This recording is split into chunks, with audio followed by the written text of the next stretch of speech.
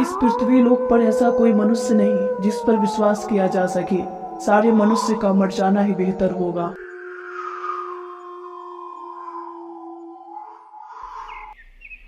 यह प्रकृति का तांडव जरूर कुछ अशुभ संकेत है।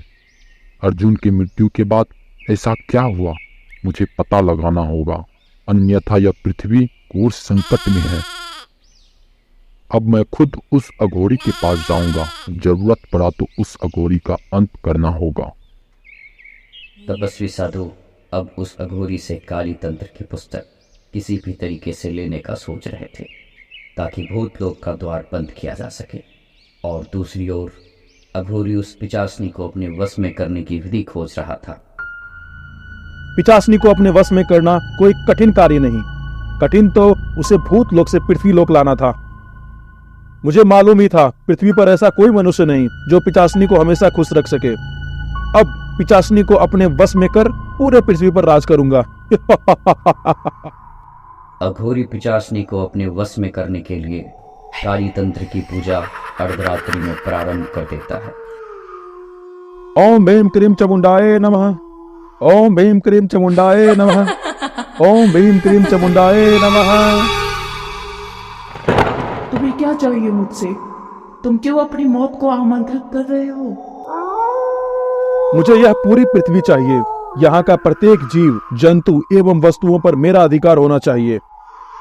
यह कदापित नहीं हो सकता। यह पृथ्वी पर अद्भुतों का अधिकार होगा। कोई भीख नहीं मांग रहा। मैं तुम्हें यहाँ बुलाया ताकि मैं तुम्हें बंदी बना सकूं। मुझे अच्छी तरह ज्ञात है ये पृथ्वी पर मेरा अधिकार कैसे होना चाहिए। तुम मनुष्य देव की तरह अपने लालच के कारण मारे जाओगे। अभी वक्त है, अपने लालच को त्याग दो।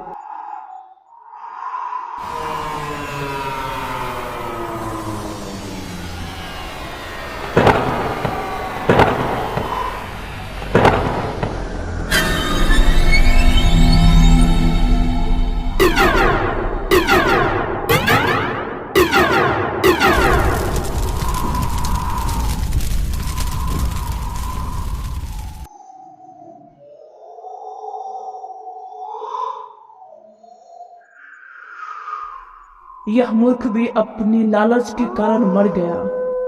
अघोरी की मृत्यु के बाद काली तंत्र की पुस्तक वही रह जाती है और दूसरी तरफ तपस्वी साधु उस काली तंत्र की पुस्तक के लिए अघोरी को मारने उसकी कुटिया की ओर आ रहे थे।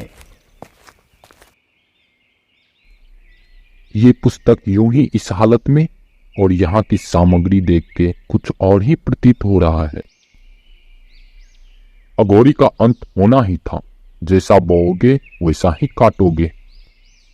तपस्वी साधु काली तंत्र की पुस्तक अपने साथ लेकर चले जाते हैं।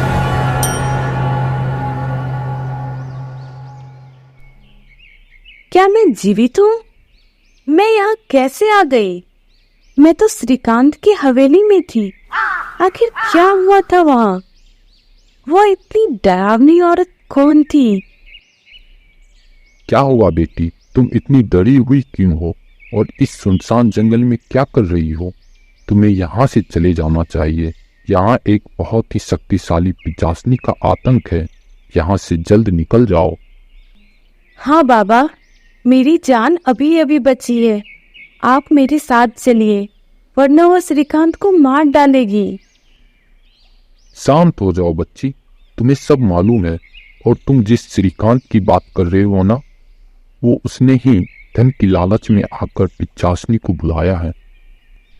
हाँ, मुझे शक हुआ था। उसकी हवेली देखते ही अंदाजा हो गया था।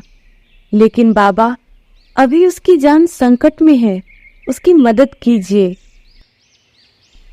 अब श्रीकांत का कुछ नहीं हो सकता। उसे पिचासनी मार चुकी है। श्रीकांत के मरते ही वह आजाद हो चुकी है। उसका आतंक पहले से कई गुना बढ़ जाएगा अब। तो क्या बाबा, उस पिचासनी को रोकने का कोई उपाय नहीं है? हाँ, उपाय तो है, लेकिन उसे रोकने से पहले भूतलोक का द्वार बंद करना होगा। इससे पहले कि भूतलोक से और भी काली शक्तियां यहाँ आ जाए। ठीक है बाबा, आप मुझे उपाय बताइए। कैसे मैं उस पिचासनी का अंत कर सकती हूँ? तपस्वी साधु रिया को पिचासनी को मारने का उपाय बता देते हैं और साथ ही रिया को एक कवच भी देते हैं।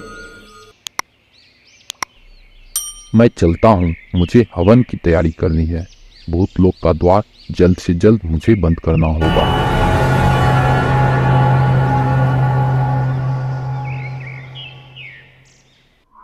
भूत लोक का द्वार बंद करने का साहस किसने किया?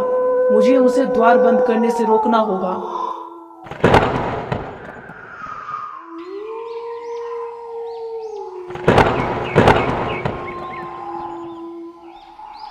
रुक जा मूर्ख, अन्यथा तुम अपने प्राण खो बैठोगे।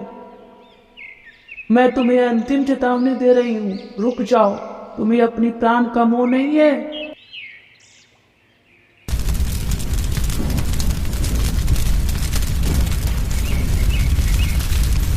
इस मूर्ख ने भूत लोक का द्वार बंद कर दिया। अब मुझे किसी और मनुष्य की तलाश करनी होगी ताकि मैं फिर से द्वार खोल सकूं।